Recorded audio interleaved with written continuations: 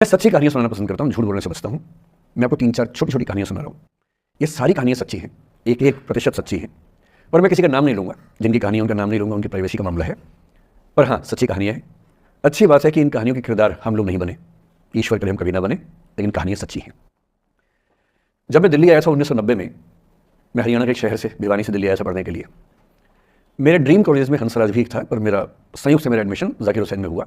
मेरे अंक ठीक थे, यहाँ हो सकता था, पर मैं तो नई दिल्ली स्टेशन पे उतरा, बाहर निकला, पता लगा वहीं कॉलेज है, वहीं एडमिशन ले लिया मैंने।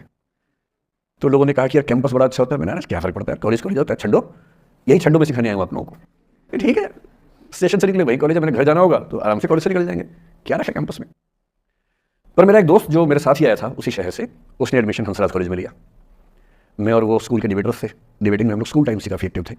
डीयू में तो यहाँ भी एक्टिव रहे। डीयू में मैंने करीब 5 साल डिबेटिंग किया। मेरा ख्याल है कि लगभग 300-400 डिबेट्स मैंने जीती होंगी डीयू में, कुछ हरी भी होंगी, लेकिन मैंने खूब डिबेट, वो मेरा दरअसल दाना पानी था, रोजी रोटी मेरी वही थी कॉलेज के दिनों में। घर से पैसे मैं लेता नहीं था, मिलते भी नहीं थे, देना क्या था, मतलब ऐसी स्थिति भी नहीं थी उस समय मेरे घर में कि मिल सके। तो डिबेटिंग मेरा रोजगार था, एम्प्लॉयमेंट था, मेरा उससे काम चल जाता था आराम से। उसका भी चल जाता था, वो हंसराज से था, मैं जाकिर हुसैन से था। हम खूब डिबेट से मिलते थे। अक्सर ट्रॉफी या तो हम जीते थे या वो जीता था, कोई भी जीते रूम पे आती थी, क्योंकि रूममेट थे, एक साथ ही रहते थे। वो मुझसे योग्यताओं के मामले में 21 था, बल्कि अगर वो 21 था तो मैं 15 ही रहूँगा या 12 रहूँगा, 22 या 21 तो नहीं रहूँगा, मुझसे बेहतर था योग्यताओं में, बड़ा अच्छा व्यक्ति था।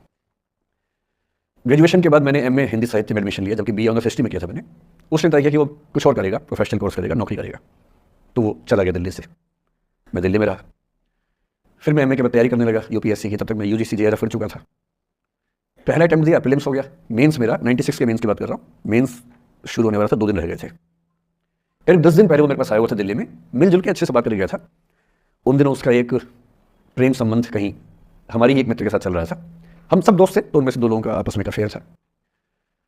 मुझे नहीं पता क्या हुआ, लेकिन मेरे मेन एग्जाम से 2 दिन पहले रात को 12 बजे एक फ़ोन आया और ये बताया गया कि मेरे दोस्त ने फंदा लगा के अपनी जीवन लीला समाप्त कर ली है।